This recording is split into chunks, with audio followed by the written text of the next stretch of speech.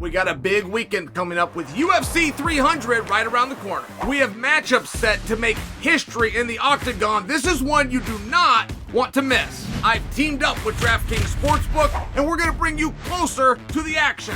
Right now, all new customers who bet just $5 will get $150 in bonus bets instantly. Download the DraftKings app right now. Sign up using my code SONNEN. DraftKings, the crown is yours.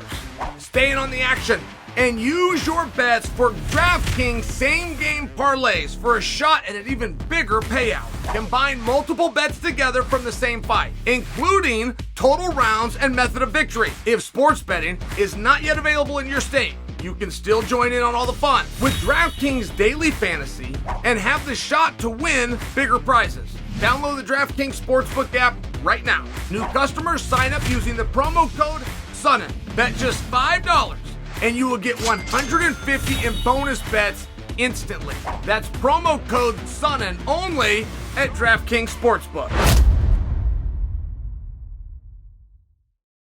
I gotta start this at the beginning, right? Like, I don't know that I could have been a bigger Ronda fan. I'm sure she had some equals, but I was pretty big and I was there pretty early. A lot of that just has to do with my own personal enjoyment and respect of Olympians. That was something I wanted to do, I aspired to be, and didn't. So I hold them to a very high regard. And maybe that's why I was so early on Ronda, right? I knew about her from judo and her participation in the Olympics and her bronze medal before most learned about her in MMA. But it was the most fascinating, from a media and a development, from a sports marketing standpoint, it is the most fascinating observation that I have lived through. And I've heard of certain things, but I never actually witnessed it. And what an incredible ride. I mean, how would you like to be that person? The whole world believes you, and then you're getting all these opportunities, and people are watching. I mean, all of you have a job, and 90% of you take it real serious. And of that 90% of you, 70% do it really well. But you don't ever get told good job. Nobody sees the job you do. If you were to explain it to somebody, you'd have a hard time, not to mention they'd be bored and wouldn't want to listen, right? That's normal. So think about if you're in this line of work. Oh, by the way, you're paid really well. Oh, by the way, you're really good at it. Oh, by the way, everybody sees that and then tells you good job. It's rare. It's a pretty cool thing. So when the marketing came in and it swooped Ronda on a personal level, this is my friend, I see and I visit with Ronda. And I always thought that she knew. Like, she knew this is right place, right time. Right story, right opportunity, right opponent, right skill set, be in that armbar. I thought she knew. And as that light started to dim, at least in MMA, it became more obvious that perhaps she didn't. And it's fine either way. I'm just sharing with you, I thought she knew. I thought she knew that this was marketing. And this was an opportunity with this women's sport that's growing. And it needs a face, and it found one, and it's yours. So, my first glimpse, the first reveal for me that perhaps she didn't know. It was simply Conor McGregor versus Dustin Poirier, part 3. Conor McGregor went down to the mat, and he finished the fight on the mat. In fact, Joe Rogan came in and did the interview sitting on the ground because that's where Conor was. And Conor never stopped.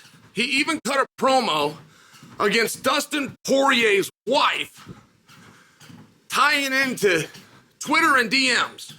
And people were so mad at Conor.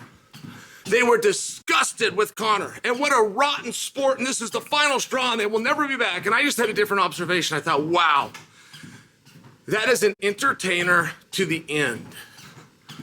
The ship is going down, and he is still playing the violin.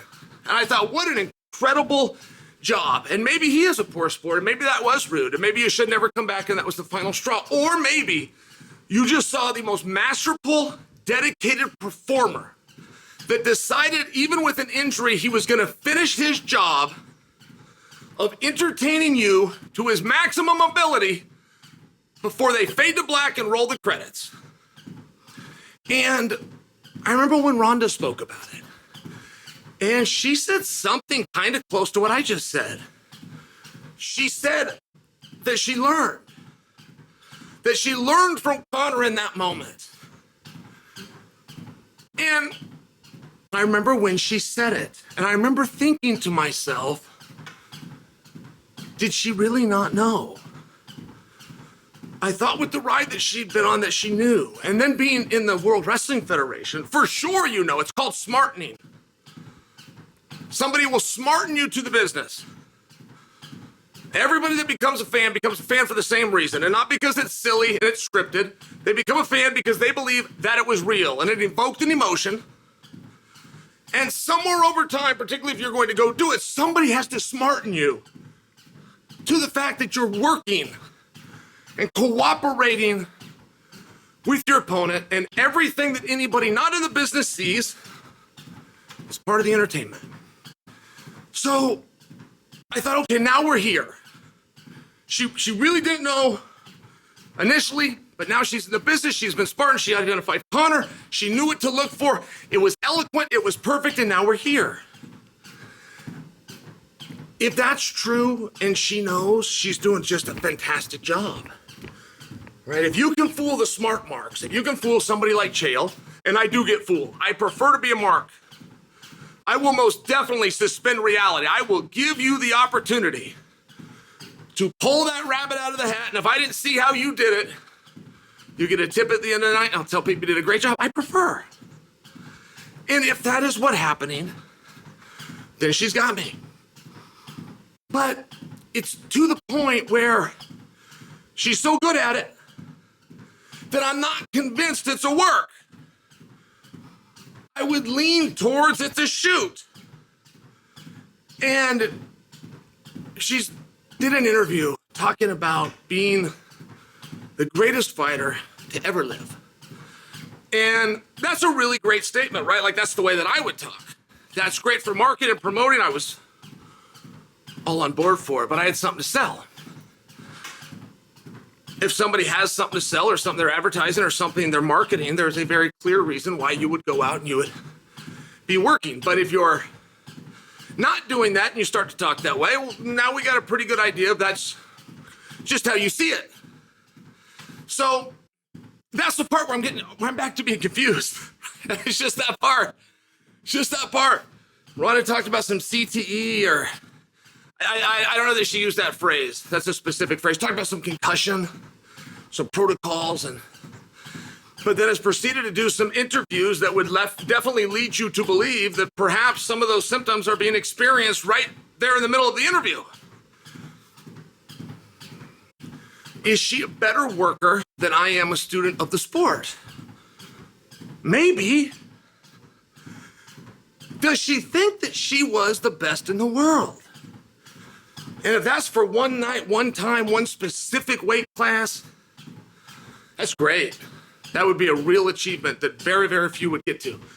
If you believe you were the best ever of any time and of any weight class, that is somebody as well. Somebody definitely would have that title as well. But it's hard to know. Is that a true belief and we are now separated from reality? Or is that the performance of which you are doing a masterful job?